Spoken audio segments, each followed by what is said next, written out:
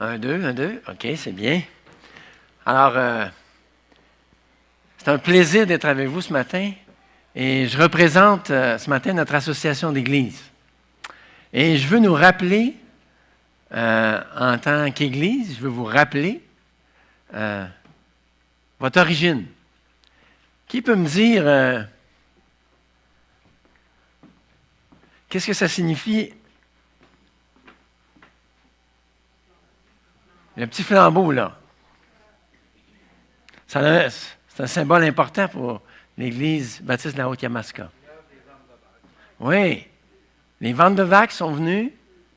C'est un couple chrétien qui venait des Pays-Bas. Et eux avaient connu un réveil là-bas. Et il y avait ce qu'on appelait des mouvements de réveil. Et ils viennent d'un mouvement de réveil. Ils ont débuté un orphelinat. Et ils étaient sur le conseil de l'Église, au tout début de l'Église, ici. Et ils avaient un ministère vraiment spécial, un homme et une femme de foi. Et pendant 50 ans, ils ont prié pour le réveil du Québec. Vous savez, dans l'Apocalypse, il nous est dit que nos prières, c'est comme un parfum, puis le parfum est dans des coupes. Alors, quand tu as du parfum, une grande quantité de parfum dans une coupe, qu'est-ce que ça fait? Hey boy, hein? Il y en a qui mettent juste une goutte de parfum, puis tu sens ça à 1 kilomètre. Je suis allergique au parfum, fait que je le sais. Mais un bon parfum, ça, c'est les prières. Donc, les prières de M. et Mme Vandevac montent devant Dieu encore. Le réveil de notre province. Quand on parle de réveil, on parle d'une œuvre de Dieu dans les cœurs des croyants, premièrement, et ça déborde vers les non-croyants. Et je veux nous rappeler, il y a quelques années, qui se souvient des frères Souterra? Hein? Donc, ils sont venus des semaines durant, quasiment 2 semaines de temps, et on a vécu quelque chose de spécial pendant ces 2 semaines-là. Des gens qui mettaient en règle leur vie, donc, comme un mouvement de réveil. Et on faisait venir régulièrement des gens pour nous parler qu'on a besoin de prier pour le réveil. Et ce n'est pas fini. Il y a quelques mois de cela, j'étais en train de lire un texte qu'on va regarder ce matin, dans Ésaïe 62. Puis là, je lisais le texte, puis je disais, Seigneur, comment on va mettre ça en pratique? Ça parlait d'intercesseurs qui, nuit et jour, intercèdent devant Dieu. Je me disais, Seigneur, on ne peut pas faire ça tout seul. Comment on peut faire ça? Et l'idée m'est venue des frères Moraves. Vous savez, à travers l'histoire de l'Église, il y a eu des grands réveils spirituels. Et ça a toujours été précédé de prière. Dieu suscite dans le cœur la prière, et ensuite, il suscite le réveil. C'est comme ça que ça marche. C'est Dieu qui le fait. Vous savez, les frères Moraves, une petite église d'à peu près 200 personnes, et ils ont prié pendant 100 ans, jour et nuit. 100 ans, jour et nuit, en rotation. Il y avait quelqu'un qui se tenait à la brèche devant Dieu pendant 100 ans. Et quand Wesley, qui a été un des instruments d'un grand réveil aux États-Unis, en Angleterre et aux États-Unis, quand Wesley est arrivé dans un bateau où il s'en allait aux États-Unis, il y avait un orage terrible. Puis les frères Moraves étaient là sur le bateau. Eux autres, ils évangélisaient, etc. Et là, ils chantaient. Gloire à Dieu, louange à toi, Seigneur. Bien, on s'en va te rejoindre. Il vivait quelque chose de spécial, là. Mon Wesley était là, il les écoutait chanter. Il dit, qu'est-ce que c'est ça? Il dit, moi, je ne suis même pas sûr d'aller au ciel. Il était complètement bouleversé. Et il dit, j'ai besoin de cette assurance-là. Il est allé en Angleterre, il a trouvé le salut en Jésus-Christ, il a démarré avec Whitefield un réveil en Angleterre. Ce réveil-là a été amené aux États-Unis avec un grand homme de Dieu aussi. Et Dieu, c'est pas nouveau, frère et sœurs. Les réveils, c'est dans toute l'histoire de l'Église. C'est Dieu qui les suscite. C'est Dieu qui appelle son peuple. Et j'aimerais qu'on lise dans Ésaïe 62. Et je veux nous rappeler ce matin l'appel que Dieu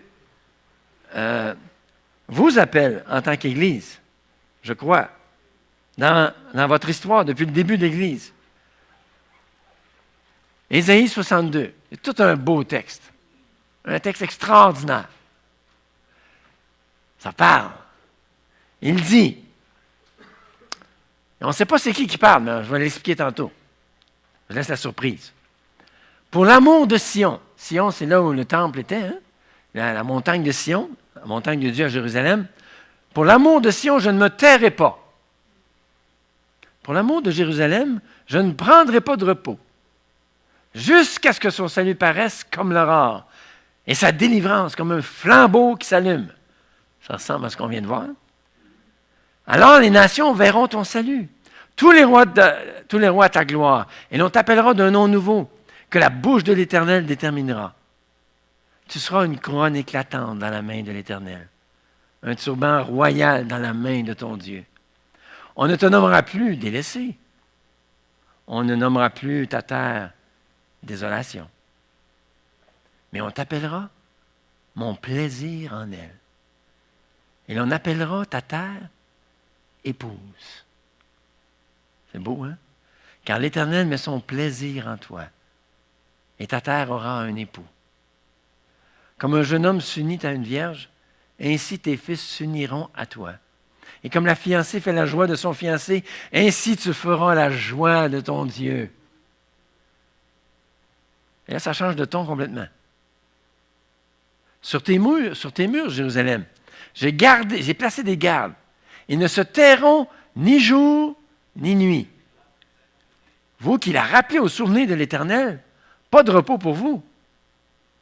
Et ne lui laissez aucun relâche, jusqu'à ce qu'il rétablisse Jérusalem et la rende glorieuse sur la terre. Tout un texte. Voyez-vous, Ésaïe, c'est décrit un peu comme le 4e évangile qu'on appelle synoptique. Matthieu, Marc et Luc sont un peu des histoires en parallèle.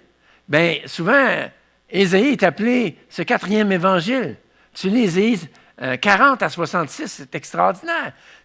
La prophétie du Nouveau Testament est là, en abondance. Ça parle même des nouveaux cieux, de la nouvelle terre. On dirait quelque chose d'actuel, quelque chose qui n'est pas simplement dans l'Ancien Testament, mais qui prophétise tout ce que Jésus va venir faire. Une section extraordinaire. Si tu n'as jamais lu Ésaïe 40 à 66, fais ça cette semaine. Prends le temps de lire ça.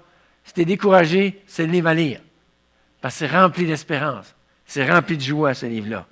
Et dans Ésaïe 61, donc juste avant 62, c'est le texte que vous avez à l'écran. « L'Esprit du Seigneur, l'Éternel est sur moi, car l'Éternel m'a oint pour porter de bonnes nouvelles aux malheureux.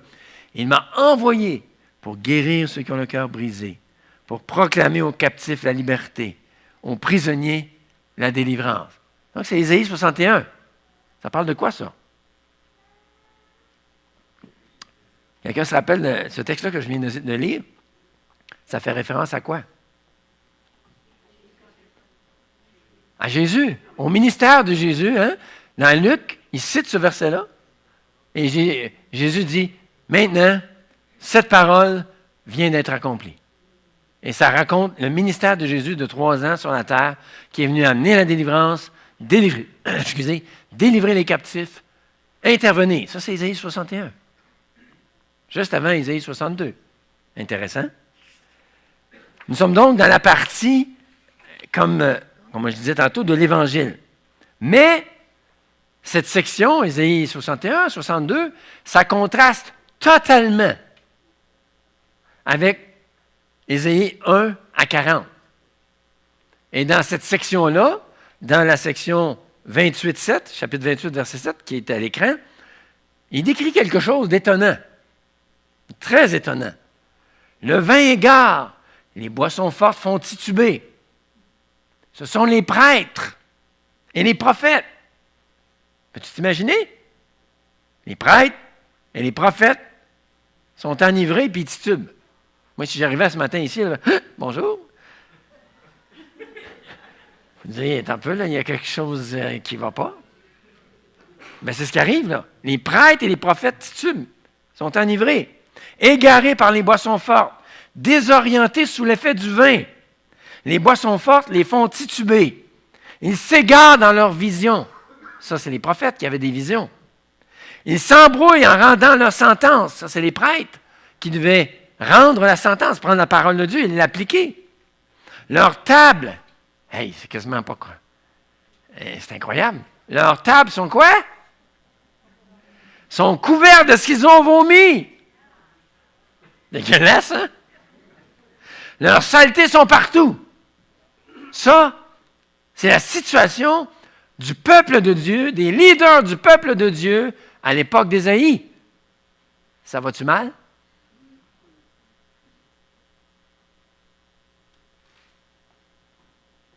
Et au verset 11 du même chapitre 28, Dieu leur annonce le jugement de la déportation par un peuple étranger dans un langage qu'ils ne comprendront pas. Il dit, « Eh bien, vous voulez rien savoir? » Il s'adresse aux prophètes et aux prêtres et aux prophètes. « Eh bien, c'est par des hommes aux lèvres balbutiantes et au langage barbare que l'Éternel parlera à ce peuple. » Vous voulez rien savoir?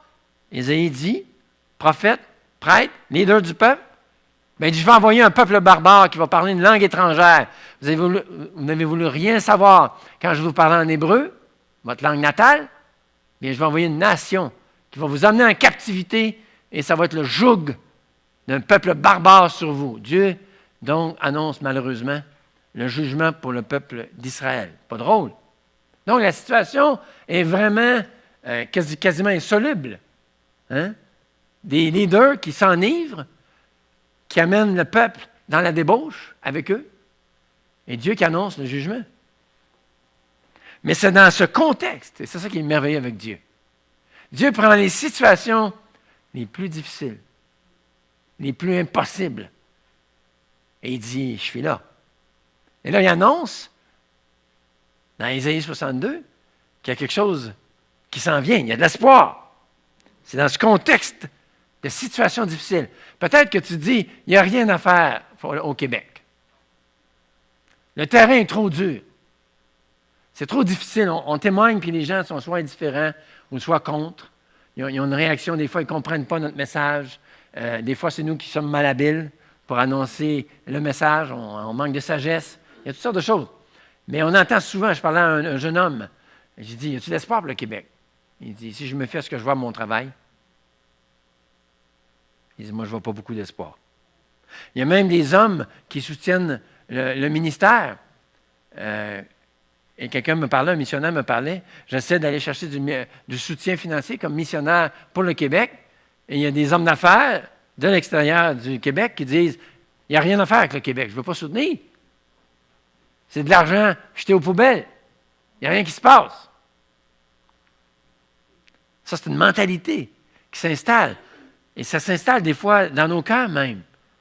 On se dit, mon ami, on pense des fois à nos enfants, on pense à nos voisins, on pense aux collègues de travail. On se dit, situation impossible. Qu'est-ce qu'on peut faire? On parle, ils ont les oreilles bouchées. On leur montre, on essaie de leur montrer, puis il y a un aveuglement. Puis j'écoutais dernièrement une émission, quelqu'un m'avait dit ça. Ça a l'air que les arbres parlent entre eux. Je dis, oh, t'es un peu là. Oui. Et j'ai écouté l'émission, puis c'est vrai. C'est incroyable. Mais c'était, quel Dieu! Notre cerveau, d'une complexité. Les arbres, hein, c'est les champignons. C'est ça. Il y a les racines, puis il y a des champignons, il y a tous les liens entre les arbres de toute la forêt. Même l'arbre mère protège ses petits autour. C'est incroyable. C'est des scientifiques là, qui présentent ça. Puis là, les autres, ils nous disent c'est le hasard. Hey boy, le boy. Quel aveuglement. Hein, on ne veut pas voir. Mais est-ce qu'il y a de l'espoir avec des gens qui ne veulent pas voir, qui sont aveugles, qui ne veulent pas entendre, qui sont sourds? Bien là, je crois que Dieu est en train de nous dire, dans Ésaïe 62, oui, il y en a. Oui, il y en a. Remarquez dans le texte qu'on est en train d'étudier, il y a un lien entre le verset 1 au verset 8. Il y a un lien qui tient le paragraphe. Le verset 1, il parle de la personne là, qui ne prend pas de repos. Verset 7, il parle à des gardes que la personne du verset 1 a établis. Et eux autres aussi, il leur a dit de ne pas se taire et de ne pas prendre de repos. Et au verset 8, lui-ci, pas de repos pour Dieu jusqu'à ce qu'il... Donc ici, là, pas de repos. Si vous retenez le message, là, si vous êtes venu vous reposer ce matin, oui, mais non. Parce que le texte nous dit, là, que Dieu veut intervenir, mais il y a des conditions. Il y a des conditions, il y a un prix à payer. Et je sais, je suis ce genre-là. Mais on a toutes sortes de tempéraments. Hein? Puis, Dieu utilise différentes personnalités pour nous amener nous manifester sa grandeur, sa beauté, comment Dieu est extraordinaire. Je pense juste aux tempéraments différents. Donc, dans Ésaïe, regardez les liens qui sont faits. Premièrement, en bleu. Ça, c'est les acteurs. Il y a le « je », qu'on ne sait pas trop c'est qui encore. Donc, il y a les acteurs, il y a le « je », il y a les gardes au verset 6. J'ai placé des gardes. Puis il y a le « lui » au verset 7. Ça, c'est Dieu, c'est clair. Donc, on ne sait pas trop c'est qui. On a des gardes au verset 6. Puis on a Dieu au verset 7. On a en rouge, l'action entreprise. Je ne me tairai pas. Oh, celui du verset 1, il dit, je ne me tairai pas puis je ne prendrai pas de repos. Au verset 6, c'est les gardes, ils ne se tairont pas ni jour ni nuit. Oh. Ils ne prendront pas de repos non plus. Et au verset 7, Dieu, on ne lui donne aucun repos. OK, donc ça c'est en rouge l'action entreprise. Ensuite, en blanc, le résultat attendu. Hein? Il dit, excusez-moi, jusqu'à ce que son salut, verset 1, paraisse comme l'aurore, sa délivrance comme un flambeau qui s'allume. Ça, c'est le résultat de celui qui ne se tait pas et qui ne se repose pas. Le résultat, c'est que son salut resplendit. Il y a quelque chose qui se passe. Verset 6, même chose. Il dit, verset 6 et 7, là, tu ne donnes pas de repos à Dieu jusqu'à ce qu'il rétablisse Jérusalem et la rende glorieuse sur la terre. Même chose. Donc, les trois ont à cœur Jérusalem. Verset 1, pour l'amour de Jérusalem. Verset 6, sur tes murs, Jérusalem, j'ai placé des gardes. Et verset 7, jusqu'à ce qu'il rétablisse Jérusalem. Donc, on voit l'ensemble du passage qui a le même thème, la même ardeur au niveau de l'intercession. On va regarder ça de plus près. Premièrement, le premier personnage du verset 1. Il dit, « Je ne me tairai point et j'ai établi des gardes. » Et qu'est-ce qu'il fait, ce personnage-là? Il ne prend pas de repos, on a dit. Puis, qu'est-ce qu'il fait? Il ne se tait pas. Il parle tout le temps. Qu'est-ce qu'il dit? On ne sait pas. Mais on sait le résultat. Parce qu'il ne se tait pas, Jérusalem paraît comme l'aurore et Jérusalem s'allume comme un flambeau. Parce qu'il parle, il ne se repose pas. Il y a un effet puissant sur le peuple de Dieu. Jérusalem, la ville sainte. Hein? Et on sait que pour mieux comprendre ce qu'il dit et le fait qu'il ne prend pas de repos, il faut comprendre le verset 6. Parce qu'au verset 6, ils font la même chose qu'au verset 1, que celui qui est au verset 1. Mais là, on sait qu'est-ce qu'ils font.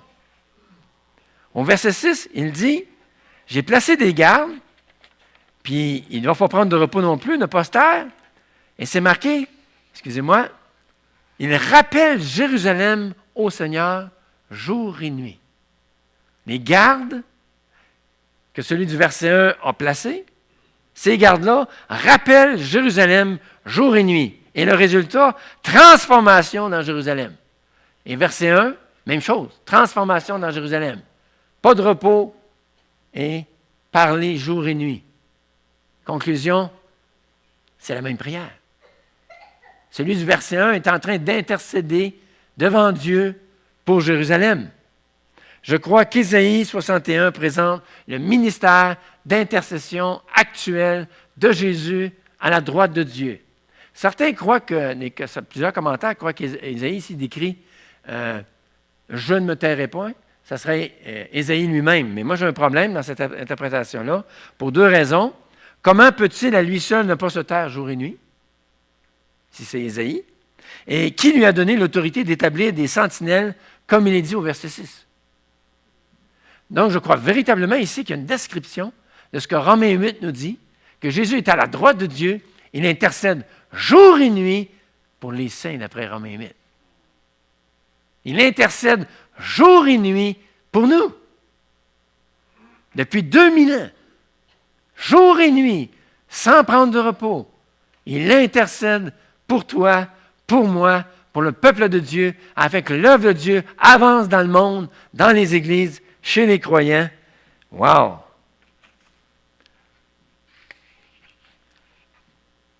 J'en passe, Janice, je passe une diapo.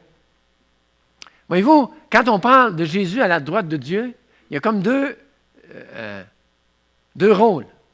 Il est assis à la droite de Dieu comme un roi régnant sur son peuple. Il est mort à la croix pour nos péchés. Il a tout payé. Tout est accompli. Tout ce que j'ai, c'est recevoir le salut gratuit en Jésus-Christ. Ouvrir mon cœur, reconnaître que je suis perdu, reconnaître que sans Dieu, je ne peux pas être sauvé, que mes bonnes œuvres, c'est comme un vêtement souillé. J'ai besoin de recevoir ce sauveur bien-aimé, et lui, il a accompli son œuvre.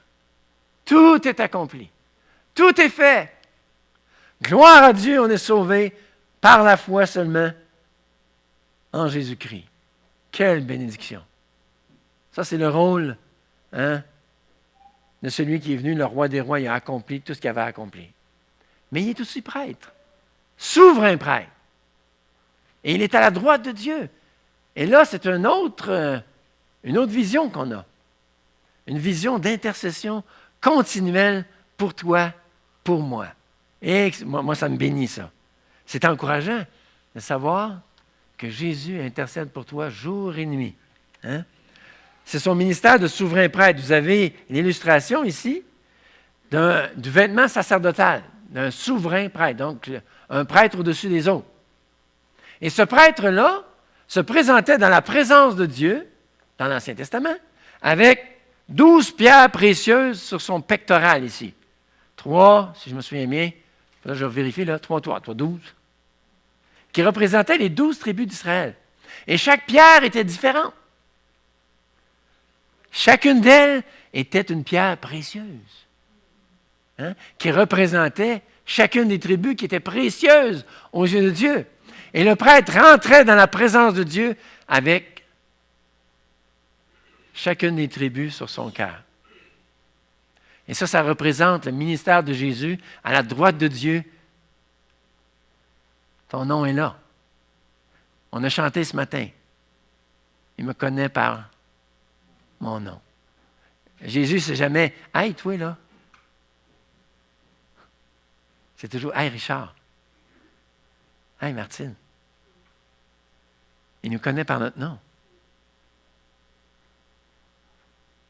Et il intercède pour nous jour et nuit sur son cœur. Moi, je me souviens, il y a une nuit, il y a bien des années, j'étais en grave danger spirituel. Attaqué par les démons durant la nuit, d'une manière spéciale, dans la tentation.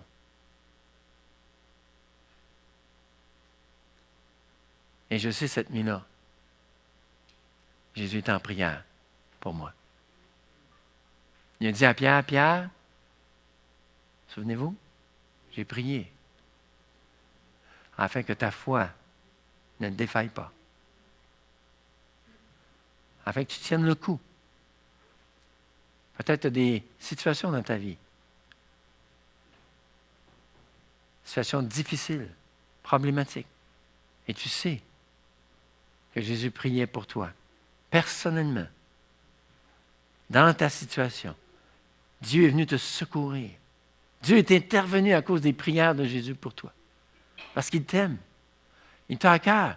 Non simplement, il est mort pour toi, mais à la droite de Dieu, ressuscité, l'homme-Dieu pour l'éternité. Il intercède nuit et jour pour toi, jusqu'à ce que tu sois au ciel. Wow! Moi, ça m'encourage. Quand ça va mal, là, tu dis, il n'y a plus personne qui pense à moi, là.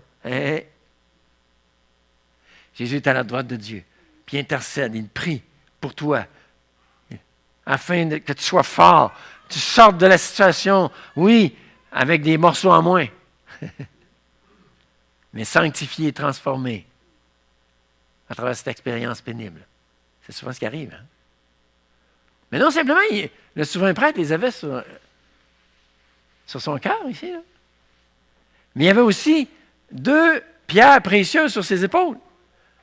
Hein, ici. Des pierres transparentes. Puis il y avait les 6 noms des tribus, puis les 6 autres noms des 6 autres tribus. Il les avait non simplement sur son cœur, mais sur ses épaules. En d'autres termes, je vous soutiens, je suis avec vous, je suis là, je suis avec toi, je te porte. Wow! Et Jésus, là, il fait ça jour et nuit. Parce qu'il est Dieu fait homme. Il n'a plus besoin de dormir. Hein, il n'est pas sur le trône, mais... Oh, non. Il est Dieu fait homme. Il intercède jour et nuit pour nous. Et c'est important de se rappeler de ça. Qui est ressuscité, puis est en action depuis 2000 ans. Pour toi, pour moi. Maintenant, Jésus, dans la tentation, vous vous souvenez? C'est-à-dire au jardin de Gethsémani. Il est allé voir Pierre, Jacques et Jean. Qu'est-ce qu'il leur a dit? Venez, veillez, priez avec moi. Venez, je vous invite à prier avec moi. Bien, le souverain sacrificateur, là, qui est au ciel, là, il est en train de nous lancer le même appel ce matin. Venez, veillez, priez avec moi. Tu ne peux pas veiller 1 heure avec moi en prière? J'intercède jour et nuit pour toi, parce que je t'aime. Mais j'ai des âmes à aller chercher.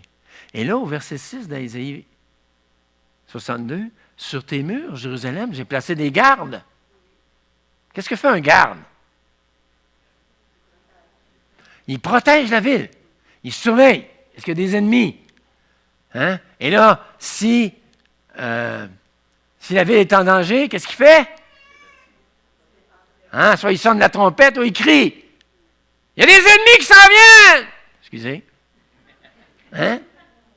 Non, il veut réveiller toute la gang. Afin, et c'est intéressant ici, que ces gardes-là, qu'est-ce qu'ils font?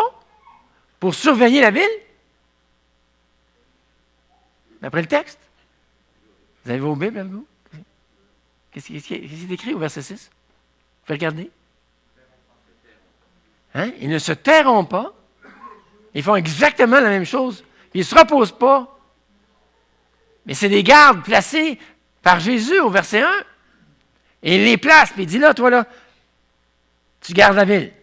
Tu ne te tais pas. Tu ne prends pas de repos dans cette période-là que je t'ai placé là. Ensuite, il en prend un autre. Prends ton heure de garde. C'est toi maintenant qui surveilles la ville. Et tu fais la même chose que je fais. Tu ne te tais pas et tu ne prends pas de repos.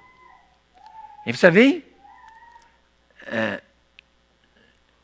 c'est fantastique. Quand je pense à ça, là, Dieu nous a appelés des prêtres. Si Jésus est souverain prêtre, toi, là, qui as accepté Jésus comme ton sauveur, là, imagine-toi ce matin, on entrait au culte, là, parce que le prêtre, dans l'Ancien Testament, il avait une tunique blanche. Une belle tunique toute propre, avec un bonnet blanc. Imagine-toi ce matin, là, si on entrait à l'église avec toutes nos tuniques. Ça ne sera pas drôle, là, parce qu'on dirait c'est une secte, ça. Hein? Mais si Dieu vous regarde, là, Dieu vous a établi prêtre. Et le prêtre, qu'est-ce qu'il faisait? Il prenait le parfum. Le prêtre prenait le parfum et allait le présenter devant Dieu. Et quand tu étais dans l'Ancien Testament, si tu avais été dans le temple de Jérusalem, tu aurais vu les prêtres faire ça, s'approcher pour offrir le parfum, et tous les fidèles à genoux, dans le parvis, en train de prier parce que là, le prêtre va présenter le parfum. Donc, ma prière que je suis en train de faire dans le temple, là, elle va monter au ciel. Mais là, ce qui est fantastique, ça, toi, là, t'es pas dans le parvis. Tu rentres dans le lieu saint, tu es un prêtre. Chacun de nous. Et Jésus, il t'appelle. Il dit, « Hey, mon prêtre, c'est à toi d'offrir le parfum, là, maintenant. Vas-y. Offre le parfum, les prières. tes prières, excusez-moi. Donc, Jésus t'appelle. Là, c'est intéressant. Tim Keller dit de ça, se présenter devant Dieu, non seulement sachant qu'il a pris ma culpabilité, je ne suis plus condamné, mais se présenter devant Dieu avec la vie parfaite de son Fils, ma tunique blanche, demander dans le nom de son Fils, c'est se présenter devant Dieu avec la signature de la vie parfaite de son Fils. J'aime ça. Hein? Seigneur, je me présente avec la vie parfaite de ton Fils, avec ma requête. Et le serviteur ici, du verset 1, Jésus, nous enjoint d'être des rappeleurs. Ton rôle, là, c'est d'être un rappeleur. Qu'est-ce que ça fait, un rappeleur? C'est pas français, là. Il rappelle, les versions disent, vous qui faites se ressouvenir l'Éternel. Vous qui rappelez au Seigneur le souvenir de Jérusalem, vous qui ravivez la mémoire du Seigneur, pas de répit pour vous. Notre rôle, en tant que garde, le Seigneur, avec tout le respect, il y a de l'amnésie. On a besoin de lui rappeler. C'est pas vrai, là. Mais c'est une image. Qu'est-ce que fait Daniel, quand il a vu qu'après 70 ans, qu'est-ce qui arrivait après 70 ans de captivité?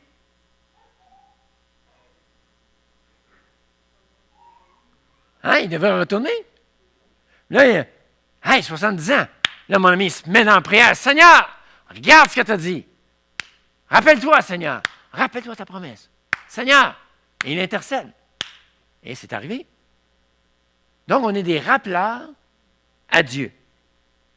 Il rappelle à Dieu ses promesses. Un des commentaires dit, les serviteurs de Dieu rappellent à Dieu ses promesses. Dans Ésaïe 43, 26, Dieu dit, fais-moi souvenir. Fais-moi souvenir. Plaidons ensemble. Dieu dit, amène tes arguments. Plaidons ensemble. Argumente avec moi. Plaide. Intercède. Amène tes prières. Et on a tellement d'exemples dans l'Écriture de ça. C'est rempli. On a Daniel, mais Jésus nous lance un défi de plaider devant Dieu.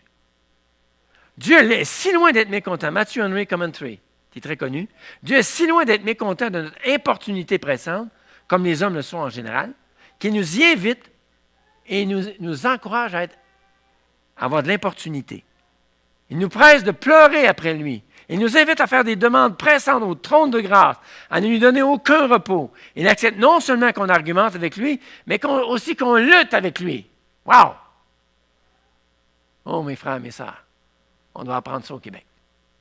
Lutter avec Dieu dans la prière, comme Colossiens, dans Colossiens 4, Épaphras, qui combattait pour les croyants dans la prière. Un combat, une lutte, comme Jacob, qui luttait avec Dieu. Tu vas protéger ma famille.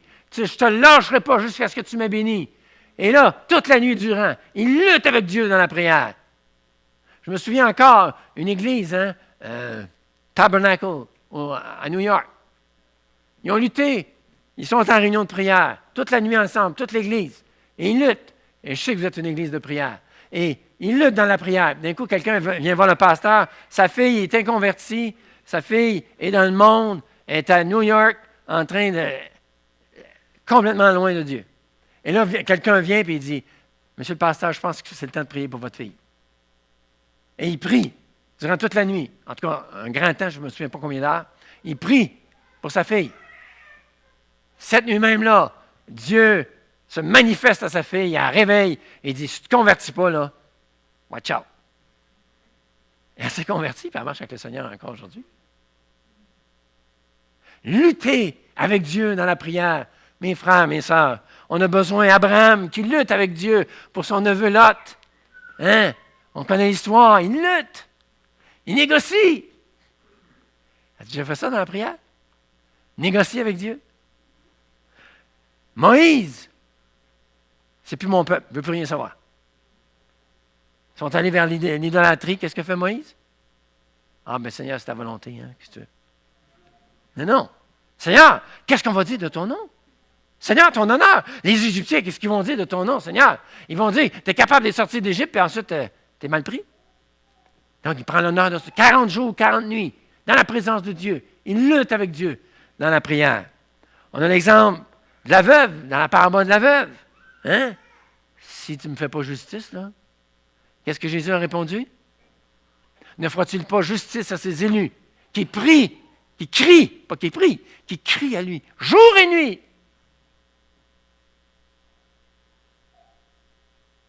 Qui crient à lui jour et nuit. Pour faire ça, il faut vraiment avoir un fardeau. Il faut demander à Dieu, à l'Esprit de Dieu, de nous donner son fardeau. Et là, Jésus conclut. Mais quand le Fils de l'homme viendra sur la terre, vous vous souvenez qu'est-ce qu'il dit? Trouvera-t-il de la foi? Trouvera-t-il ce genre de foi qu'il vient de décrire? La veuve?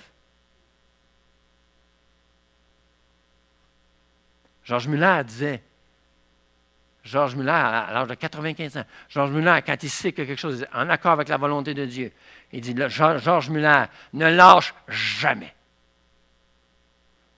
Il y a des dizaines de milliers de requêtes. Et le problème des chrétiens, c'est qu'ils lâchent dans leur prière. Ils n'ont pas la foi.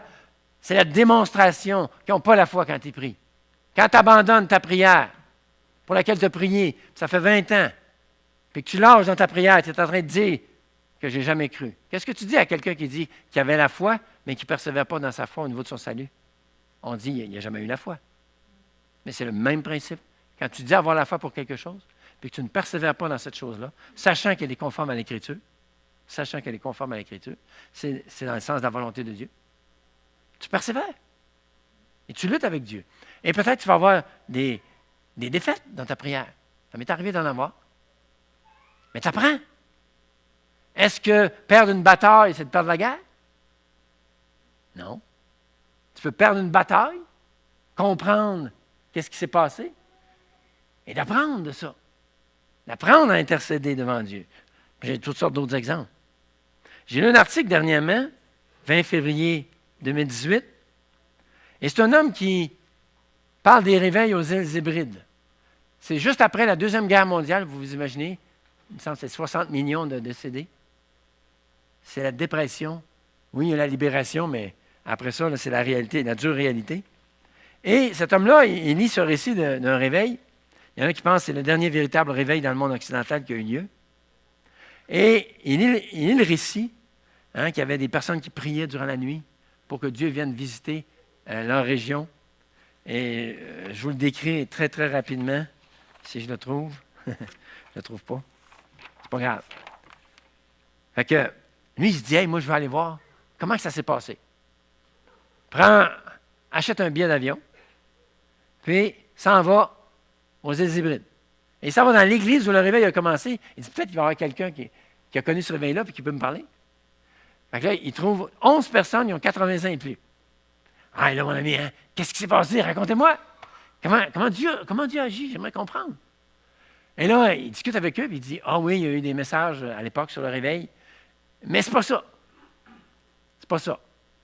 Il dit, les 11 personnes de 80 ans et plus disent, ils ont raconté l'attitude de brisement, de désespoir qui agitait les chrétiens à ce moment-là. Un esprit de nécessité, un esprit d'audace, une manière de prier qui pourrait être audacieuse et agonisante. Il l'appelait la prière d'enfantement, d'après la manière dont Paul a décrit ses prières pour les Galates, pour qui j'éprouve de nouveau les douleurs de l'enfantement jusqu'à ce que Christ soit formé en vous. Imaginez-vous, la situation était dramatique dans les églises de la Galatie. Ils retournaient à la loi. Ils mettaient maintenant de côté la grâce. Les faux docteurs juifs rentraient dans les églises. Et Paul, il dit, je prie pour vous, puis j'éprouve de nouveau les douleurs de l'enfantement. Je prie pour vous. J'intercède jusqu'à ce que vous soyez formés, des enfants normaux formés. Messieurs, c'est notre chance. Les douleurs de l'enfantement. On n'a jamais connu ce que c'est être enceinte puis d'avoir les douleurs de l'enfantement. Maintenant, c'est à nous de pouvoir le faire, de prier avec cette intensité. Es-tu fatigué de voir tes parents, tes frères, tes sœurs aller en enfer? Là, je vous décris ce que moi, je suis fatigué. De voir un grand nombre de nos enfants marier des non-chrétiens dans ma famille, là. Mes neveux, nièces, c'est terrible. De voir les enfants de chrétiens divorcer si facilement. De voir, je viens de le mentionner, de voir des parents ne pouvant pas parler de l'Évangile à leurs petits-enfants. De compter les églises sans pasteur ou les églises vieillissantes. Je fais le tour des églises actuellement. Puis c'est loin d'être comme ce qu'on vit ici. Il y a beaucoup d'églises vieillissantes dans notre association. D'avoir des conversions au compte-gouttes, de semer sans récolter, de voir la société québécoise qui est fière de s'éloigner des valeurs chrétiennes, de voir la nouvelle génération de plus en plus agnostique ou antagoniste face à Dieu. Jésus nous dit, veillez avec moi. Vous savez, actuellement, si on a un intercesseur à toutes les heures, 7 jours par semaine, nuit et jour, on a 168 intercesseurs qui intercèdent Dieu devant le trône de Dieu, jour et nuit. Peux-tu t'imaginer? Jour et nuit. Seigneur, on te rappelle tes promesses. Seigneur, on te rappelle la situation du Québec. Seigneur, interviens, agis. Dernièrement, alors, c'est déjà comblé. Actuellement, il y a déjà quelqu'un qui est en train de prier. Il est 11h30. Quelqu'un est en train de prier en Chine, dans un pays asiatique, je ne sais pas trop lequel, pour la situation au Québec. Dieu a pourvu cela. Et dernièrement, il nous manquait quelqu'un à midi. J'ai écrit aux intercesseurs dernièrement. 2 jours plus tard, je reçois une nouvelle, comme de quoi quelqu'un a de la parenté en Belgique. Et il va prier tantôt à midi, de midi à 1h, pour le réveil au Québec. Des gens autour de nous qui ont à cœur, frères et sœurs. Dernièrement, François Turcotte, qui est directeur de notre séminaire, Sembec. Il dit, Richard, c'est un moment à cœur. Il dit, j'ai à cœur de prendre ce mouvement de prière que Dieu a suscité, puis de demander à nos frères anglophones d'avoir la même plateforme, parce qu'on a une plateforme sur Internet, et tu peux t'engager sur Internet à telle heure, et tu remplis l'engagement, tout ça. Et il dit, moi j'ai à cœur d'avoir les Américains qui commencent à prier pour le Québec, les Canadiens anglais qui commencent à prier pour le Québec, et le Brésil qui commence à prier pour le Québec. Et les Brésiliens, là, hein, c'est des églises de prière. Les autres, ils savent c'est quoi la prière. J'en connais une église, là, puis c'est le feu, là.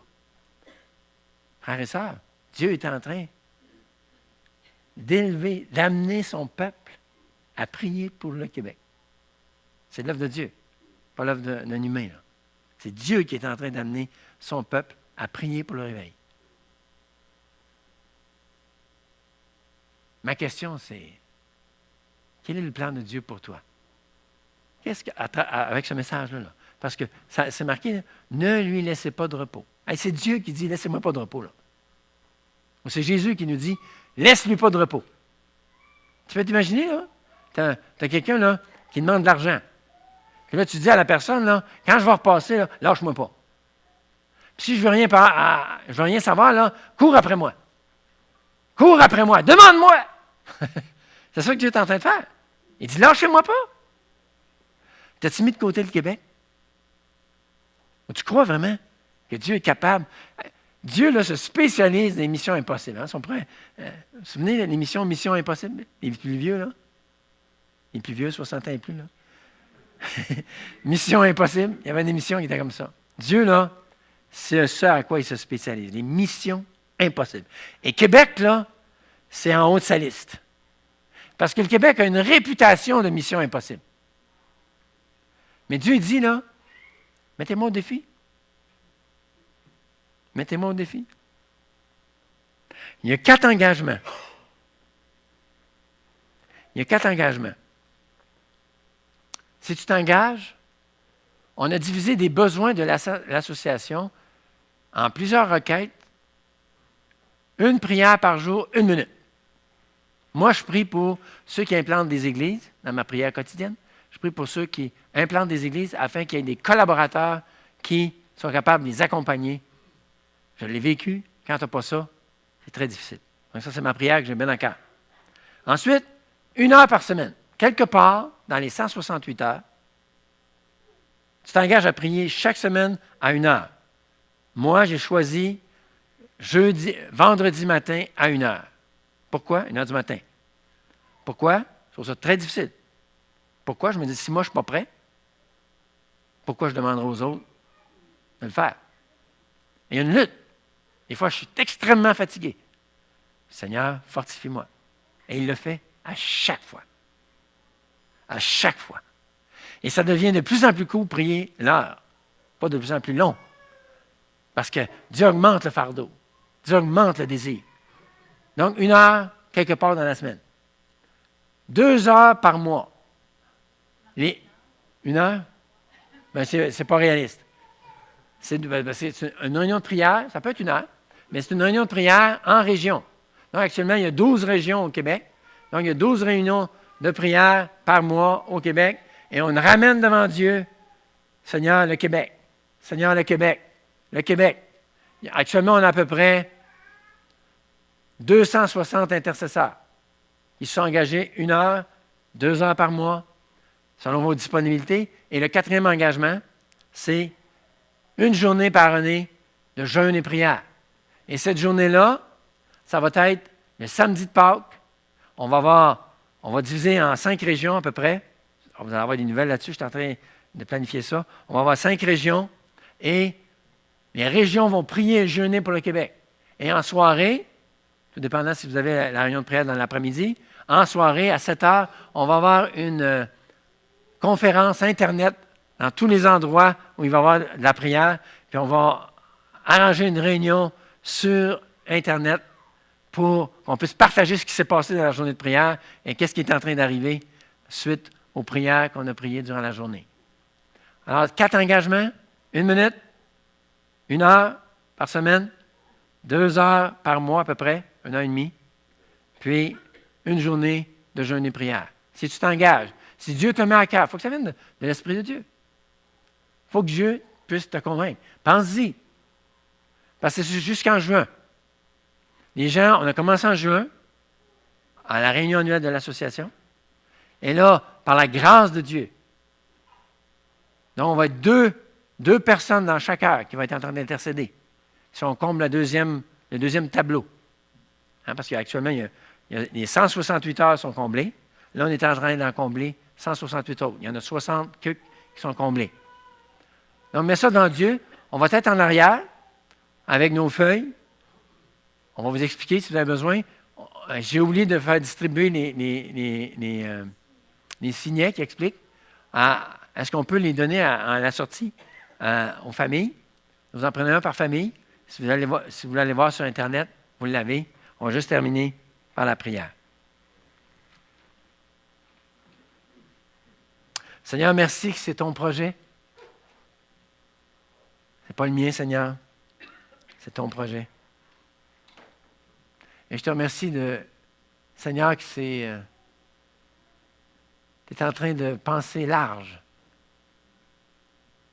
Seigneur, merci que tu es en train de préparer le peuple québécois à recevoir une grande bénédiction.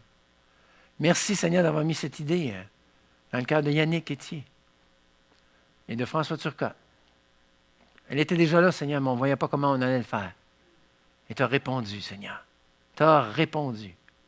Merci, Seigneur, d'avoir comblé quelqu'un de la Belgique à midi qui va commencer à prier tantôt. Pour lui, c'est 6 heures de l'après-midi. Seigneur, on te rend grâce qu'actuellement, quelqu'un est en train de prier, intercéder 24 requêtes devant toi, Seigneur, les requêtes de réveil. Merci, Seigneur, de susciter des intercesseurs. Merci, Seigneur, que tu donnes la force quand on n'a plus de force. C'est ce qu'on chantait ce matin. Seigneur, on l'a chanté. Oui, tu donnes la force, c'est vrai, Seigneur. Ceux qui espèrent en l'Éternel renouvellent leur force, ils prennent le vol comme les aigles. Ils courent et ne se lassent point. Ils marchent et ne se fatiguent point. Merci, Seigneur. C'est vrai. Ta parole est vraie, Seigneur. Fortifie-nous.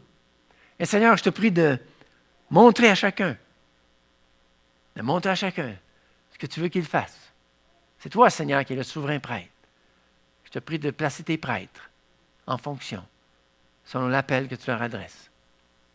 Bénis, Seigneur, que cette Église de réveil, Seigneur, puisse marcher dans les pas du réveil. Au nom de Jésus. Amen.